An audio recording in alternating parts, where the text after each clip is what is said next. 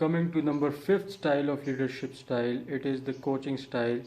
It is based on the consider this approach. Such leaders give their employees a little bit of direction and then demand them to unleash their full potential. They believe that every one of the employees have what it takes to complete a specific task only by providing them with the basic knowledge and direction. For example, you are the HR manager of S Corporation, which deals in making cat and dog food. You try to boost up the sales by adding more flavors to the menu. It's up to the employees whether they consider dog food to be more vast in variety or cat food, as your company cannot afford doing both. Now, the sixth one is the affiliative style of leadership. It is based on the people come first phenomena. This style of leadership involves a leader considering the emotional stability of his or her employees. The leader pays attention to the emotional needs of his or her employees and supports them. Such a leadership style can solve conflicts and allow employees to work properly who are emotionally sensitive. For example, you are appointed as a leader to a group of young nurses working night shifts at a mental care hospitals. You will consider the emotional stability of any related problems they face during their work hours. Now, coming to the last and the most commonly used leadership style, it is the laissez-faire style. The laissez-faire style can be described by the phrase do what you wish to do or do whatever you want to do. It is the complete opposite of the autocratic style of leadership and gives employees the opportunity to do as they wish. Such style can prove to be harmful for an organization unless you are working with highly skilled and goal-oriented employees. For example, you are the CEO of XYZ company which deals in providing quality houses and flats for sale and rental services. You have hired professional property dealers for the work, so your decision will be considered zero. Must do's of a leader. Let's talk about what a leader must do or the qualities which a leader must have.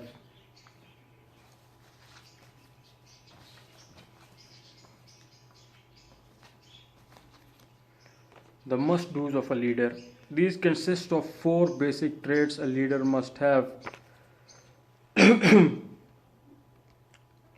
As a leader, you will carry out your daily routine activities within an organization and keep the employees on the go to achieve organizational goals. You can implement your theoretical studies on leadership styles by choosing any one of the following traits and to perform daily organizational tasks.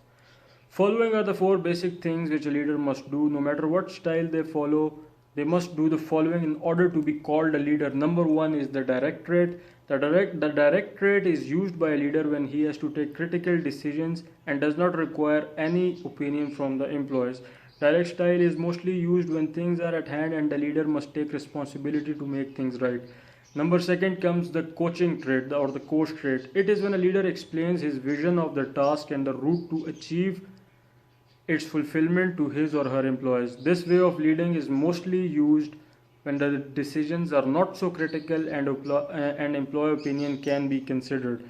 Number third is the support trait.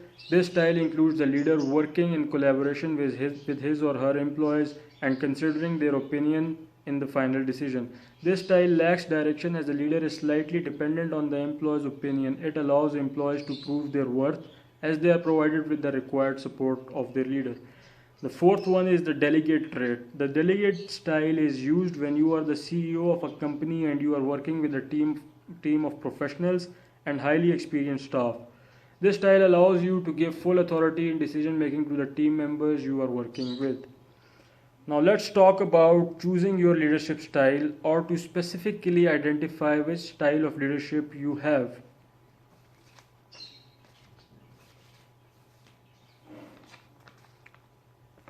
Now, in order to choose your leadership style or to specify the type of leadership you are adopting or you are using in an organization as a leader, you must carry all the four basic leadership traits mentioned above. But the thing which confuses oneself is that what style of leadership do I follow? Because a leader is only focused on achieving the organizational goal as he or she does not realize which style of leadership they are using or what sort of leader they are. So, for choosing a leadership style or for specifying which leadership style you use, you can go for the following ways. Number one is to know your personality. Number two is to understand the different leadership styles.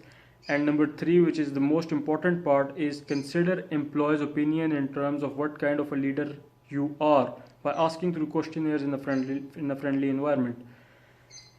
Now, if I were to be asked that which style a leader should adopt in order to successfully lead a group of individuals, if you are asking for my recommendations, I would personally recommend them to adopt a unique leadership style which is a combination of the autocratic and authoritative style.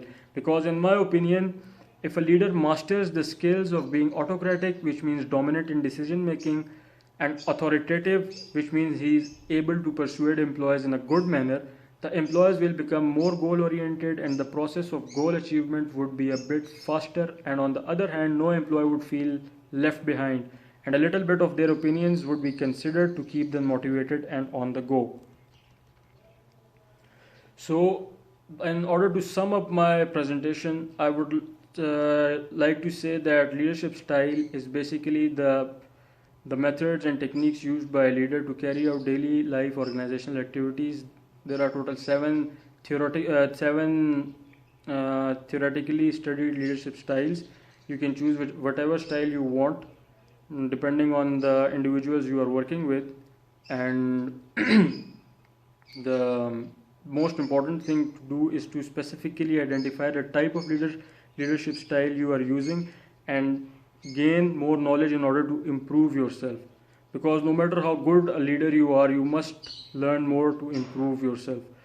So, well, that's all from my side, and I hope I have cleared the concepts of leadership styles. Now, if you have any questions or suggestions regarding this topic, feel free to let me know in the comment section below.